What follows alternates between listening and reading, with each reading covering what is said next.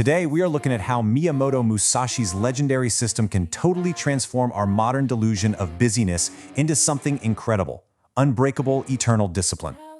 I mean, extreme discipline can literally make you completely unrecognizable, in the absolute best way possible. That's exactly what Musashi did to become history's greatest samurai philosopher. So we're going to break down his entire system from the Book of Five Rings to show you exactly how to go from soft to savage. To make this super practical, we'll map Musashi's ancient five-ring philosophy onto a modern worker we'll just call Gohan. We'll walk right through the rings: earth for brutal self-assessment, water for adaptation, fire for productive rage, wind for staying humble, and void for the eternal struggle. Let's see how to rebuild your habits from the ground up. All right, section 1, the Earth Ring. This is the brutal wake-up call. So picture this. After almost losing a duel, Musashi literally disappeared into a cave for 2 whole years. Why? Just to study his own weaknesses. He didn't celebrate surviving, he analyzed. Now contrast that with our modern worker, Gohan. Gohan actually thought he was a productivity machine. He'd wake up, grab his phone, open like 15 browser tabs, and end the day totally exhausted. He kept telling himself he was busy, but honestly, that exhaustion was just empty movement. It was basically self-inflicted avoidance disguised as work. The undeniable truth really comes out when Gohan actually tracked his time. Check out these numbers. 6 hours staring at his phone, 8 hours doing fake, busy work, and actual deep focus, just 2 hours. This is a super harsh reality for Gohan and, well, probably for a lot of us too. You see, you don't really have a time problem. You have a focus problem. Most people are genuinely productive for maybe 2-3 hours a day tops. The rest is just avoidance dressed up as effort. As Musashi himself put it, accept everything just the way it is, not the way you wish it was. You simply cannot motivate yourself out of a delusion. You've got to start with this Earth Ring level of honesty and just accept how weak your current reality actually is. Once Gohan saw his actual numbers, they were completely burned into his brain. He couldn't unsee the truth. But, of course, knowing you're weak is really only step 1. Moving right along to section 2, the Water Ring, the power of adaptation. Okay, so Gohan saw those terrible stats, right? And how did he respond? He immediately drafted up this rigid, totally fantasy military schedule. We're talking waking up at 4 a.m., 2-hour workouts, 8 solid hours of deep work. And guess what? He completely abandoned it by noon on day 1. This perfectly illustrates the difference between fighting reality with fantasy plans versus applying the watering principle of actually flowing around your obstacles. Musashi taught that water simply adopts the shape of its container. He didn't mean just be flexible. He meant you have to stop fighting reality with these made-up fantasies. The water principle is all about consistent adaptation. Think about this. Musashi never used the exact same weapon twice in his first 20 duels. Why? Because he learned early on that rigid plans fail. You have to rely on flexibility. Small, persistent pressure is what actually wears down the rock. So Gohan shifted his approach to a water schedule. Instead of 4 a.m., he just woke up 30 minutes earlier. Instead of a massive workout, he did 10 push-ups. Instead of an 8-hour marathon, he did 25 minutes of deep work. He basically tricked his brain into thinking it was easy, racking up these small wins that slowly rewired his identity. And it worked. By week 4, he was naturally waking up at 5 a.m. and crushing 4 hours of deep work. All right, section 3, the Fire Ring, using productive rage as fuel. This phase kicks in when you finally start making progress, but then, bam, you encounter a dangerous new enemy: jealousy and anger. 14. That is the number of hours Musashi trained every single day as a child. And get this, he wasn't fueled by positive affirmations or vision boards. No way. He was fueled by the raging fury of losing his father when he was just 7 years old.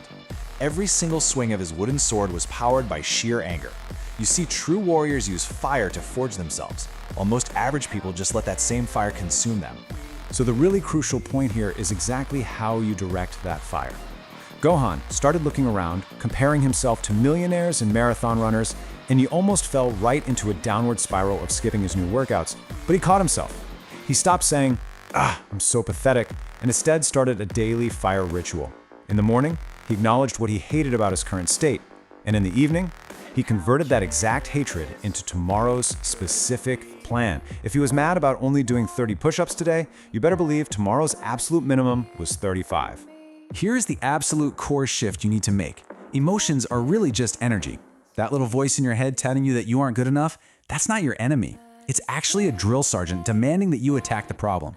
If you aim your anger at yourself, you're just going to self-destruct. But if you aim that same anger at your weakness, you evolve. Within just 2 weeks of doing this, Gohan's progress literally doubled. Why? Because he completely stopped wasting his energy on attacking himself and used it purely for self-improvement. Moving on to Section 4, the wind ring, staying humble in success. Fast forward to month 3. Gohan is effortlessly waking up at 4:30 a.m. He's banging out 100 push-ups like it's nothing. But then, the little whisper of arrogance creeps in, and it convinces him to stop tracking his time. He literally thinks, I got this.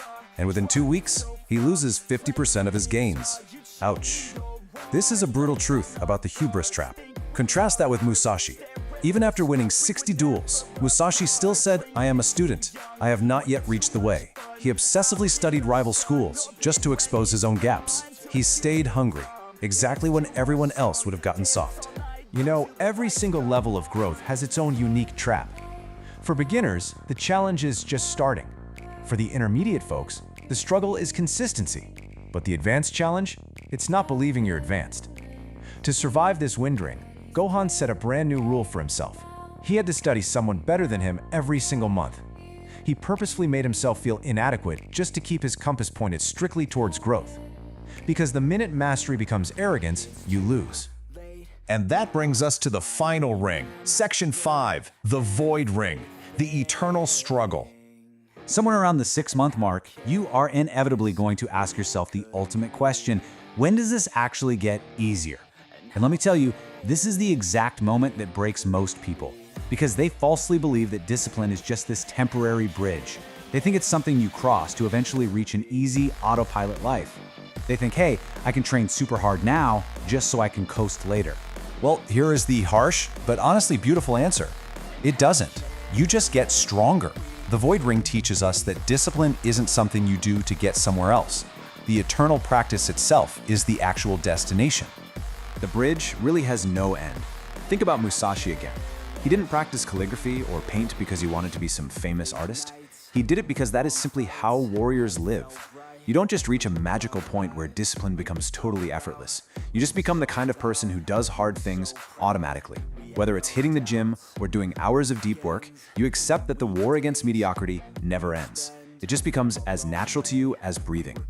Musashi wrote, "In the void is virtue and no evil." Once you actually embrace the paradox that this eternal struggle is the discipline, you stop asking when it's going to end. You accept that reality is a war, and the battle against your own laziness never, ever stops. And you know what? When you finally accept that, it stops being this painful, agonizing struggle and just becomes your nature. You stop asking when life gets easier, and instead you wake up and ask, okay, what weakness am I attacking today? So let's recap. Earth shows you exactly where you are. Water gets you moving. Fire accelerates your progress. Wind keeps you grounded and humble. And void? Void makes it permanent. Now that you've seen the whole path from soft to savage, the only question left is whether you are truly ready to step into the eternal practice. The 5 rings are waiting. What battle begins for you today?